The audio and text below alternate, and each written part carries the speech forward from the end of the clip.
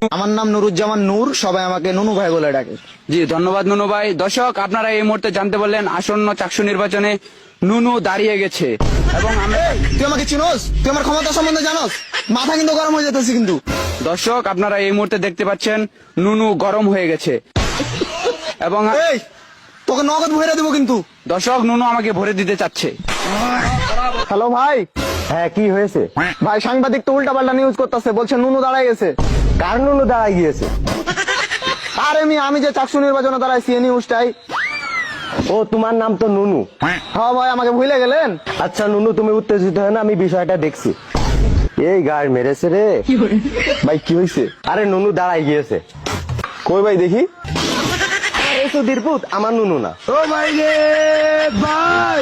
কিন্তু ভাই আমি তো আন্ডারে বসছি, কার নুনু দাঁড়াইছে? আরে আমার ছোট ভাই নুরুজ্জামান নূর ভিপি পদে দাঁড়াইছে।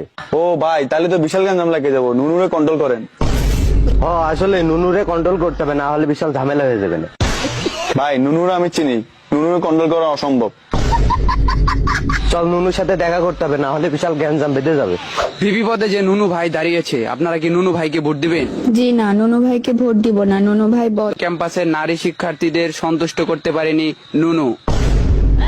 ভাই, নুনু ভাই আমাদের মেরে ফেলবে, সব উল্টাপাল্টা নিউজ করেন না। দর্শক, আপনারা দেখতে পাচ্ছেন ক্যাম্পাসের নারী শিক্ষার্থীরা নুনু দেখে অনেক ভয় পায়।